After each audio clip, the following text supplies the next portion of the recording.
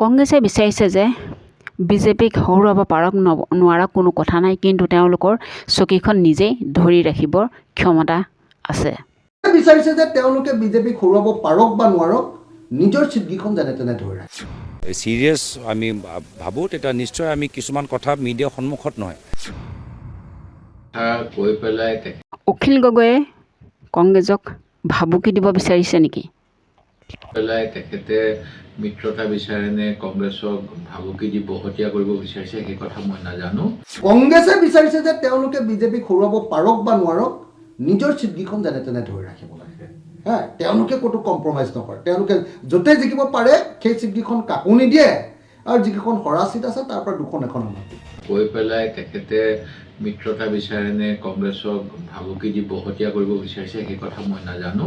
কিন্তু আমি প্ৰস্তুতি কৰিছোঁ, আৰু যোৱাবাৰ যেনেকৈ আমি বহু গাঁও পঞ্চায়ত আঞ্চলিক পঞ্চায়ত গঠন কৰিবলৈ সক্ষম হৈছিলোঁ, এতিয়াও আমি তেনেকৈ কংগ্ৰেছে কৰিব পাৰিম। আৰু আলোচনা কেমেৰা সন্মুখত নহয়, মিডিয়া বাইটৰ পৰা আমি এটা কথা শুনিম, মিডিয়া বাইটৰ যোগেদি আমি উত্তৰ দিম, এই ধৰণৰ আলোচনা হয় নেকি? যদি আমি গভীৰভাৱে আলোচনা কৰিবলৈ বিচাৰোঁ, তেতিয়া নিশ্চয় আমি এটা ভাল সময় ওলাই আমি কথাখিনি পাতিম। বাবে বিজেপি চৰকাৰক আঁতৰাবলৈ বিচাৰে, আমি সকলোৱে যিসকলে আমি সিজনৰ প্ৰতি আমাৰ ভাল মনোভাৱ আছে, আমি সকলোকে একত্ৰিত হোৱা, সকলৰ শক্তি বৃদ্ধি হোৱাটো বিচাৰোঁ, আমি সকলোৱে নিশ্চয় একগোট হ'ম। সঁচাকৈ অখিল গগৈ ডাঙৰীয়াদেৱে কংগ্ৰেছৰ বিধায়কসকললৈ, কংগ্ৰেছ দলটোলৈ ভাবুকি দিছে নেকি বাৰু?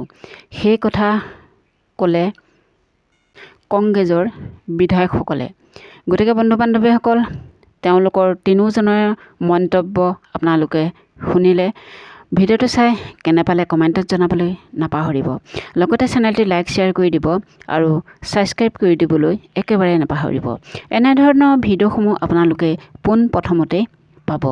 আজিলৈ আহিলোঁ পুনৰ এটা ভিডিঅ'ৰ সৈতে লগ পোৱাৰ প্ৰতিশ্ৰুতিৰে। আজিলৈ বাই বাই, জয় আই অসম।